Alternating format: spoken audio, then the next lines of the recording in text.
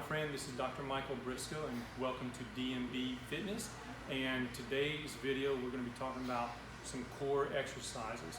Now this is important. Everybody hears about core stuff and they may even hear about why that's important, but this is a main central area of your body's stability. Okay, having a strong core with your abdominal muscles, with the lower back muscles, even with engaging the buttock muscles, stabilizes all this central portion of your body. Now this is very important because number one, that can help decrease your chances of having lower back problems when you have a stronger core.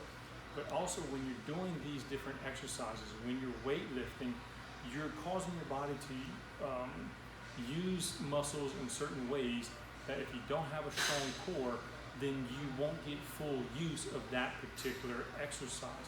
So for example, if I'm doing a barbell curl, I want to engage my core, that stabilizes my body. Now I can focus all my energy, my effort on actually working the muscle that I'm trying to work, okay?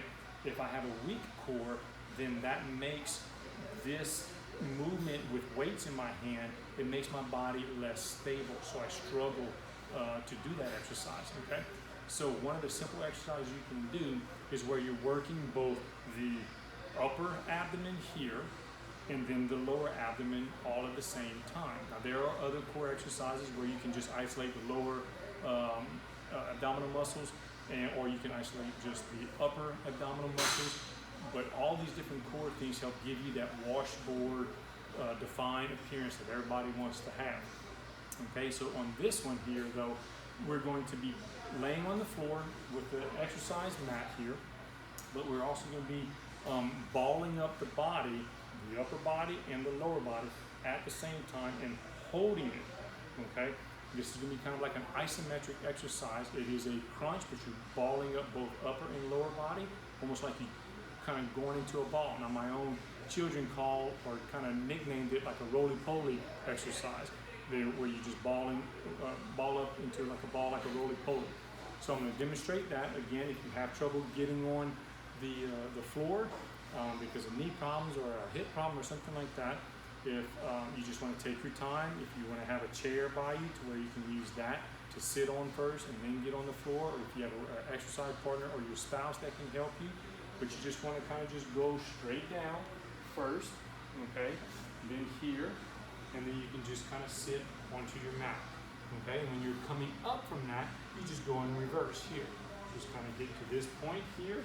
If you have your chair right here from the kitchen dining room table, let's say, and you just hold on to that for stability, and you just use your arms to help you come up here, okay?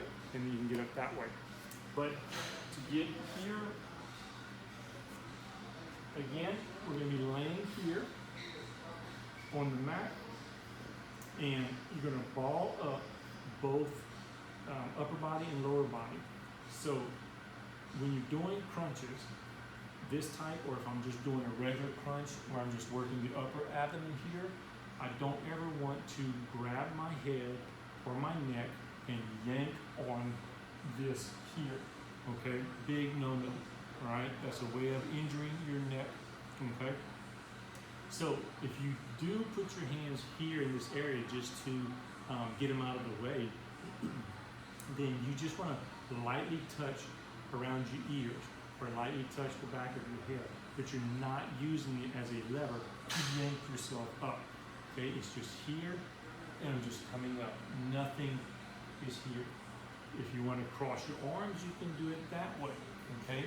Another way of gauging proper head position is you can take your fist and put it on your chest and underneath your chin and do it this way, okay? Now on this one where we're balling up lower and upper is you can lightly touch here because you're going to do stuff with your elbows. So your feet are going to be, I cross them like this. You don't have to, you can keep them like this. But your knees are basically at a 90-degree angle. Your hip is at a 90-degree angle. And I'm going to crunch up.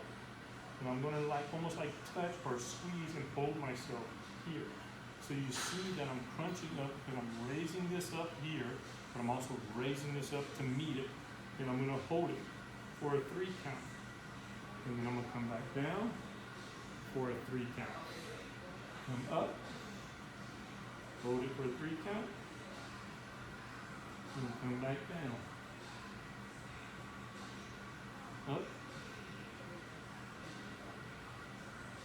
and back down.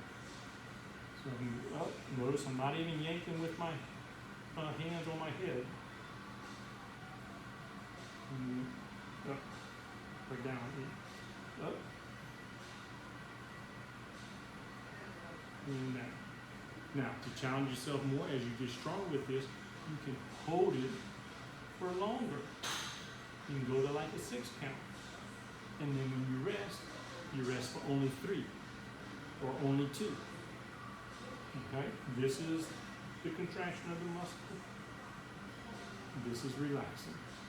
Okay? So breathing is, if you're not doing it for too long of a period of time, if you're only doing 3 seconds, you can blow out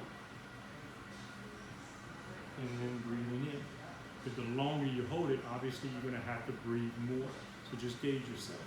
So that's working both upper and lower abdominal muscles.